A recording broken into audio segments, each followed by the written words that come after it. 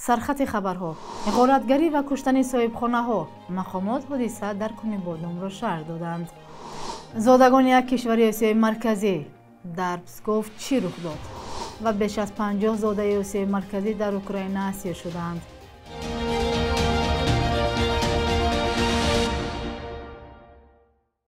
روزتان بخیر باشد بیننده های عزیز. شما نویدی بامدادی را تماشا دارید که از استودیوی مرکزی شهر دوشنبه تقدیمتان می‌گردد. امروز دوشنبه 17 فوریه. با گزارش رسانه‌های ایران، قایر رسولزاده سروزیر تاجیکستان با سفری رسمی به تهران خواهد رفت. این سفر با دعوت محمد رضا عریف معاون اول رئیس جمهور ایران صورت می‌گیرد. جانب تاجیکستان هیچ اطلاع نداده است. خبرگزاری مهر ایران روز 16 فوریه نوشت که رسولزاده در نشست سوم اقتصادی خزر همچون مهمانی ویژه اشتراک خواهد کرد. انجمن روزهای 19 و 20 فوریه در تهران برگزار می شود. شرکت سروزیران روسیه، ترکمنستان، قزاقستان و آذربایجان در نظر است. فسب یا خدمات فدرالی امنیتی روسیه میگوید از یک حمله احتمالی تروریستی در ولایت پسکوف پیشگیری کرد. حادثه روز 13 فوریه رخ داده است.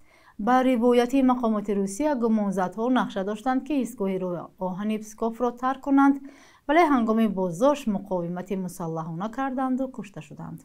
ماموران فسب نام و نسب آنها را نگفته، تنها اشاره کردند که زادگان یکی از کشورهای آسیای مرکزی هستند و بعد از ترک کردن ایستگاه راه آهن نقشه فرار به خارج را داشتند.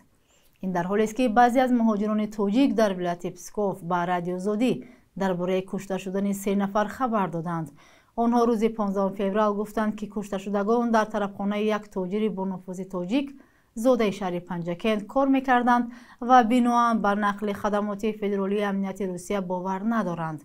حادثه جامعه تاجیکان ولایت پسکوف روسیه را شدیداً نگران کرده است. مقامات انتظامی مرد را به گمان مناسبت شهوانی با نابالغان دستگیر کرده است. از دستگیر شده منوچهر نعیم ساکن 43 ساله شهر وحدت نام برده شده است. به اطلاع رئیست وزارت کار داخلی در شهر دوشنبه، سنجش پیشکی معین نمود که نام برده کودکان خردسال را با دادن مبلغ به عملهای شهوانی جلب نموده، همزمان آنها را برهنه به نوار گرفته در شبکه‌های اجتماعی نشر کرده است. بنا به فرضیه تفتیشات، نعیمов در صادر نمودن شماره زیادی چنین جنایت دست داشته است. نظر دستگیر شده و نزدیکان او به این اتهام معلوم نیست. نسبت به این حادثه تفتیشات ادامه دارد. حبیبالله واحدزاده دادستان کلی تاجیکستان گفت در سلسله کشتارهای شهر کنی بادام که دوام سال 2024 رخ داده جامعه را در حالت وهم و ترس نگاه داشت، اکثرا به خاطر غارت پول و مال آدمان رخ داده است. دادستان کل ضمن نشست خبری در دوشنبه در حضور روزنامه‌نگاران گفت که در رابطه با این حادثه ها شخصانی که زیر گمان هستند زیاد است، ولی شخصیت آنها حالا پورا معلوم نشده است. روز 13 فوریه نیز رمضان رحیمزاده وزیر کارهای داخلی تاجیکستان گفته بود که در رابطه با حادثه های کنی بادام چند کس دیگر در کوفت و کوب قرار دارند. همکارمان فرزان محمدی موضوع را ادامه می‌دهد. که در شهر رخ داد. نشست خبری اجرا کننده وظیفه رئیس شهر کنی بادام در آخر ماه ینور بیشتر به موضوع کشتارهای وحشت انگیز و وضع کنونی زندگانی ساکنان ربط داشت. دوران زاهدزاده به دلیل خلل نرسانیدن به رفت تفتیش در رابطه به این حادثه معلومات بیشتر نداد و تنها اعلام کرد که تحقیقات قتل‌های زنجیره‌ای زیر نظر دادستانی کل و وزیر کارهای داخلی تاجیکستان ادامه دارد.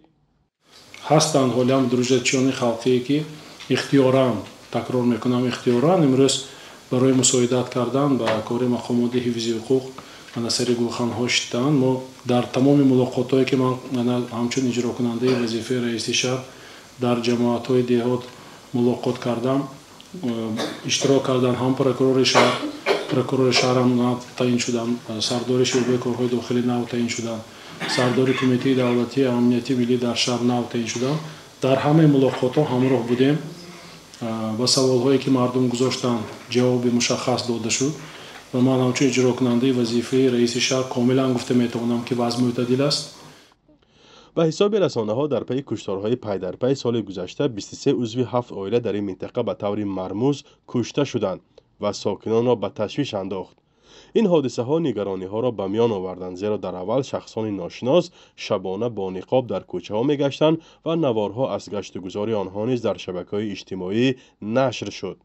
روز 21 دکامبر سال گذشته دادستانی کل کشور از بازداشت 4 گمانبر در صادر کردن این کشتارها خبر داد و گفت جنایت کشتارها در شهر کنیبادام گشوده شده، علیه بازداشت شده ها پرونده باز شده است. حالا تفتیش این حادثه به کجا رسیده است معلوم نیست، ولی گفته می شود که احتمال شخصان دیگر نیز به این گروه جنایی همراه هستند. امروز نسبتی جنایت هایی که همین گروه متشکل سالهای پیش صادر کرده بود کاربری رفته ایستاده است و بار دیگر تکرار میکنم که من تفتیشات معین میکنه تا چه اندازه حالتی که همین واقعی که شد سهمی در ناخنک هر یک اعضای همین گروه متشکل معین کرده می شود. این کار تفتیشات است. ممکن بعد اونی که من فکر ایدار کنی میشد موادها سود برود بعد هنگامی بررسیش معین میشد. خب نه تفتیشات رفته ایستاده است. از این پیش طبق اطلاع دریافتی رادیو آزادی به پرونده صالح جان خدایبردیف، احد جان تختایف و منوچهر عادلوف 3 گمانزد به کشتار در کنیبادام اتهام‌های نو از جمله اوباشی و تجاوز به ناموس علاوه شده بود. بختیار روشنوف نیز همراه آنها دستگیر شده است. یک منبع در دادستانی ولایت سوخ گفت در پرونده او دیگرگونی نیست. پیوندان گمانزدها قبلا آنها را بیگناه دانسته بودند. موقع بازداشت شدگان و وکیلان مدافع آنها به اتهام‌های نو معلوم نیست. فرزان محمدی، رادیو آزادی، شهر کنیبادام.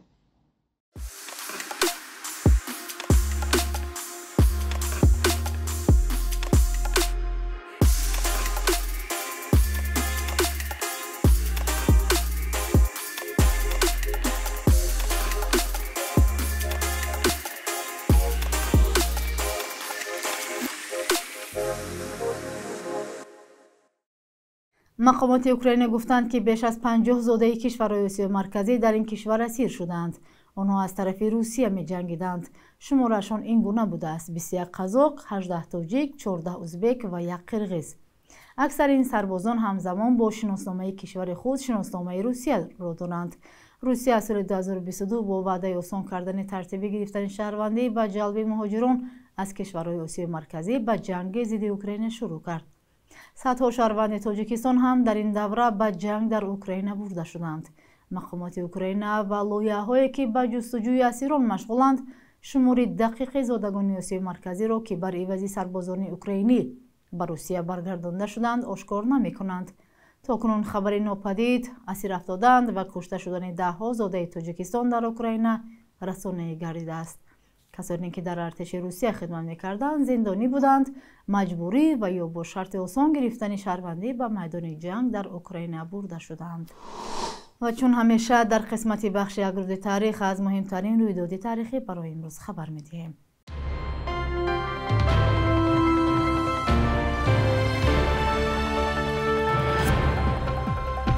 فеврали соли 2019 президенти тоҷикистон ба ҳамаи сохторҳои қудратӣ фармони бозгардони ба навиштаи ин санад афроди гумроҳшударо ба кишвар содир кард. манзур аз гумроҳшудаҳо онҳое буданд ки дар узвияти созмонҳои ифротгарову террористӣ гумонбар шуданд.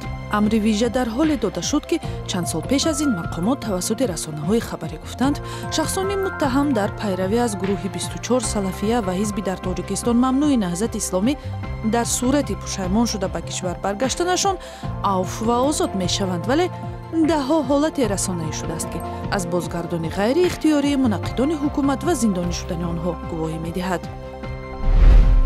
дар ҳоле ки шумори шаҳрвандони ҷӯёи кори тоҷикистон дар хориҷа беш аз 1 миллион нафар мебошад, дар як омори ғайримунтазира феврали соли 2008 собит шуд ки барои ҳазорҳо хориҷиҳо маҳз тоҷикистон макони аслии кору даромад будааст. ҳисоб шудааст ки аз миёни 15 000 коргари хориҷӣ бештар аз ҳама чиниҳо буда, баъди онҳо шаҳрвандони Афғонистон, Эрон, Туркия ва Узбекистон ҳастанд.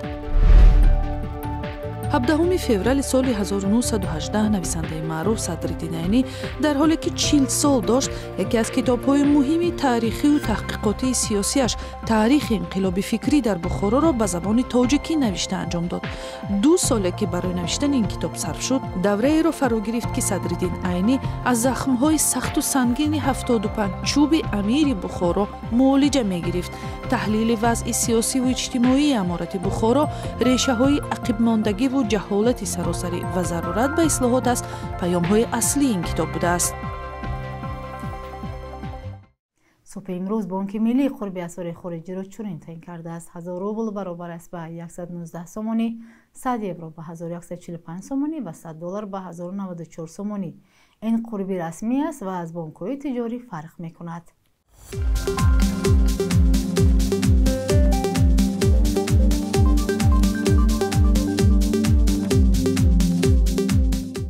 بینندگان عزیز، اینجا رسیدیم به پایان برنامه. اگر نظر و پیشنهادی دارید برایمان نویسید. تا فردا در همین وقت و ساعت، خدا نگهدار.